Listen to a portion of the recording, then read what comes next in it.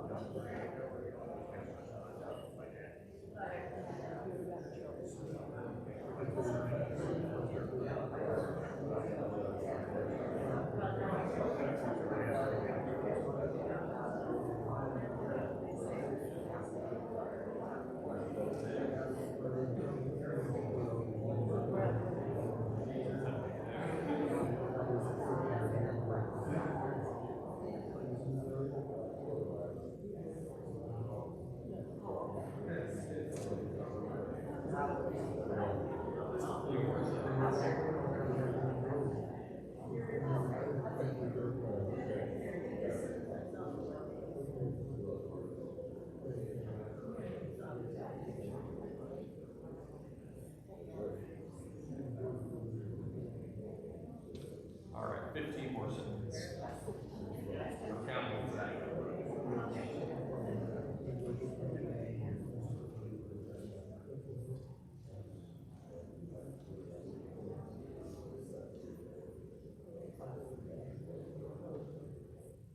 All right. Anything to report interesting from your neighbors?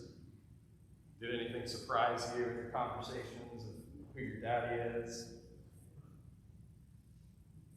It's a good question to leave.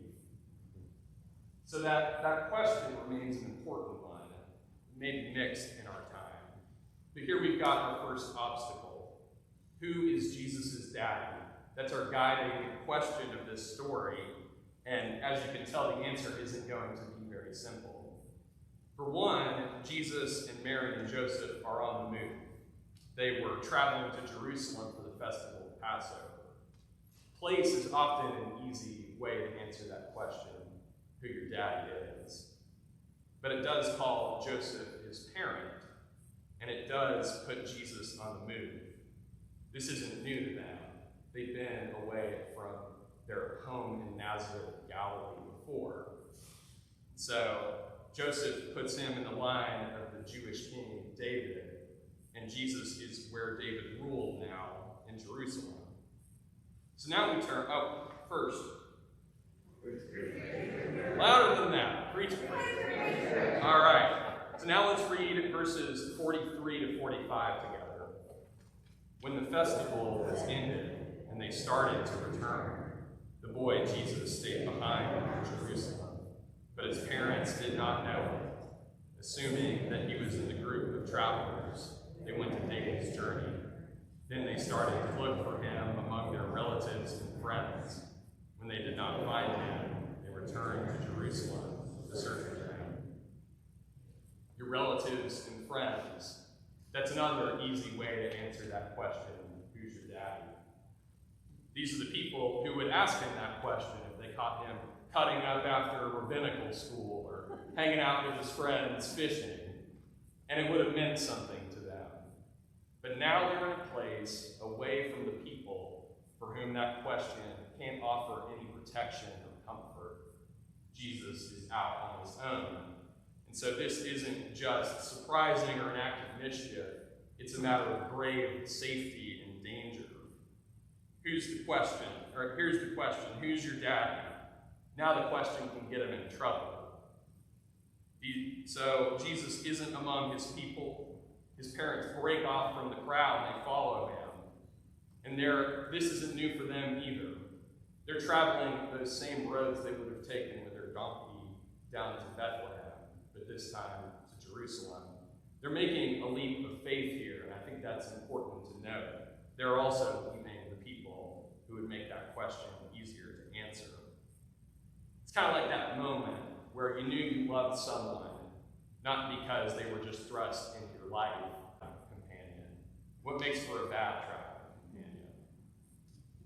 What makes for a good traveling companion? Patience. Someone who can roll with the punches. What's it? They want to go to the same place. Want to go to the same place. So having the same destination is important. Jesus doesn't have the same destination as his parents now. Flexibility, being able to, again, roll with the punches. There's a certain winsomeness to a good travel companion. Make a decision with you. That's crucial too. Including you in on the conversation, which Jesus is not doing here. What makes for a bad traveling companion? What's that? Complainer. We all know complainer on the travel. Yeah, exactly. Someone who doesn't enjoy the food, can't have fun where they're at. Anything else? Anything make for a bad travel? Someone who's lazy. Yeah, we're somewhere else. We want to get going. Okay, so that's what makes for a good and bad traveling companion here. So now I'm going to lift my hand, but now it's plural because you've joined in with the preaching. So preach it, preachers. Preachers. All right. Now let's turn to verses 46 to 47. After 3 days, they found him in the temple, sitting among the teachers, listening to them, asking them questions. And all who heard him were amazed at his understanding and his answers. So Jesus and Mary and Joseph have all broken off from their people, their friends, the people who that question, who's your daddy, would mean something. Now they're among the Jewish religious authorities of the day, the center of Jewish religious practice in the city of David's rule. What's miraculous to me isn't that this 12-year-old could spout off and know the law to such a level of mastery that these men would let him hang out with them. I think that's part of it. 12 is an interesting age. Jesus would already have been steeped in the Jewish law, so he's speaking what he knows to them. But here's what's kind of marvelous. None of these men ask him what he's doing here. They don't ask him, son, why are you hanging around the temple for 3 days? Who's your dad? That question is off the table. Maybe they wouldn't like the answer if they heard. It's hard to tell. If you saw a young 12-year-old wandering around the church here on a weekday, you'd probably want me asking that question. Son, who's your dad? But instead, they're staying in the law. Jesus is standing out among these paragons of the law. He's demonstrating mastery over it. He's stepping into that role of prophet and teacher. And that's enough for them. They like Jesus like that. If he doesn't really tell them who he really is, what his coming means for them, and who his daddy is. Jesus is the fulfillment of the law. They like that. But he fulfills it so much that he's starting to bend and overflow of that law, which includes the 5th commandment, honor thy mother and father. Meanwhile, Joseph and Mary find him after 3 days of searching. They might not know what to make of this strange son of theirs, but they do want to see his shining face. What he means for them is also not really as important, but in a different way. Because what's important to them isn't what role Jesus steps into, but what matters to them is the love that he's brought into their lives, the love that's chosen them, and they get to choose again. So they also aren't going to ask him, who's your daddy, Jesus? Because the answer is quite obvious to them. Preacher. Let's turn to verse 48 now. Read that together. When his parents saw him, they were astonished. And his mother said to him, Child, why have you treated us like this? Look, your father and I have been searching for you in great anxiety. So Mary and Joseph don't think to ask him, who's your dad in this situation, because they've already found him. But Mary asks him something far more visceral. Child, why have you treated us like this? Look, your father and I have been searching for you in great anxiety. I'm imagining that in my mother's voice who I just sent on the beach this morning. In that specific tone, maybe to put your middle name in your name, Stuart Lee Sealman. Why have you treated us like this? This is a question of grief. So visceral. It's the kind of grief she'll feel at the cross. We imagine those 3 days of waiting were maybe just like this one, not knowing what happened to her son, not knowing how this was going to end, just as anxious as the 3 days between the cross and resurrection, just as anxious for us as Jesus is sending, waiting for him to return. So I'd like to ask you to turn to your neighbor and answer these questions. Where have you felt God close to you in this season? And where has God felt far from you? Let's take a minute to do that.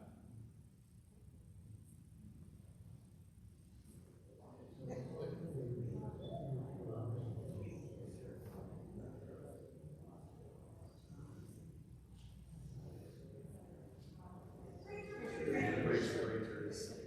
Perfect. Let's now read. Let's see. We're on 49, is that right? Yes. We're on verse 49. Let's read that together. He said to them, Why were you searching for me? Did you not know that I must be in my Father's house?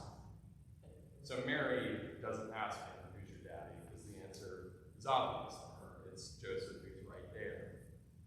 Jesus doesn't answer her question, why have you treated us like this? He answers the question, who's your daddy? And he he says, my daddy is God the Father. I'm in my Father's house, after all. Maybe this is why we don't see too much of teenage Jesus, child Jesus in the gospel. Imagine searching 3 days for your son, whose God knows where, and you find him, and he says that to you. Pretty much says, thanks, but no thanks. I also have another daddy. What's difficult about this isn't that Jesus sounds like a bit of a smart aleck, though, and that he does. But maybe we wish that was the case. Sometimes God feels like a smart aleck to us, God poking fun at us. Sometimes we wish that was the case, though, because it goes much deeper than that, how we desire and long for God, where we feel unfulfilled, where we feel God far from us. This passage tells us that the Christian life really is those 3 days between losing and finding God, between thinking that God has chosen you and you've chosen God as your own. The problem is that the Christian life is searching for Jesus with Mary and Joseph. This Jesus we're not quite sure of. Jesus we don't know quite what to make of. This very strange, shining child who's filled us with love and entered our midst. There's doubt, there's anxiety in the searching. Christmas season gives us the promise that God has come into our midst in Jesus. But because God the Father is Jesus' daddy, because Jesus is God, he's like our Father in heaven, far from us but present. We can't quite control him, we can't keep a handle on him. He's elusive and mysterious. What do we make of that? Now we turn to verses 50 to 52. First, preach it, preacher. 50. But they did not understand what he said to them. Then he went down to them and came to Nazareth and was obedient to them. His mother treasured all these things in her heart, and Jesus increased in wisdom and in years, and in divine and human favor. So Jesus does go back home. Now when someone asks him that question, who's your daddy? The answer isn't quite obvious. He has 2 daddies, Joseph and God the Father. But he doesn't have 2 houses now. He's in the house with both. It's long been considered a heresy to say that Jesus was just another guy who God adopted as God's son and made perfect. Conveniently enough, that heresy is long called adoptionism. But I think there's an equally potent heresy in our midst. It's this belief that who Jesus' human father is doesn't really matter. That Joseph doesn't really matter in his role and identity. Jesus is fully human and fully God. And so who his daddies are, his 2 daddies are, is important. It comes with awkwardness and misbehavior, and anxious searching, and even a bit of trouble and conflict. But this isn't a custody battle between God and human. In the fullness of time, God incarnate brings both together, and it unites us with himself. It says at the time Mary didn't understand, but the lesson isn't wasted. It says she treasures it in her heart. It might be easy to see Jesus as a smart aleck here, or rebellious pre-teenager, the Son of Man and Son of God getting a little too big for his britches. But in truth, this story is about how God teaches us, how God shows us himself, which is always God joining us to herself. So God helps us store up what we don't understand for another day.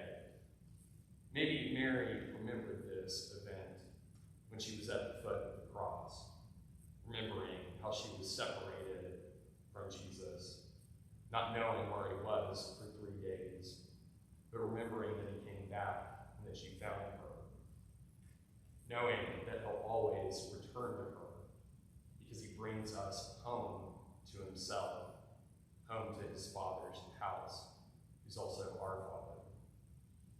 Christmas always comes with Advent beforehand. When Jesus comes to us, he promises that we'll find him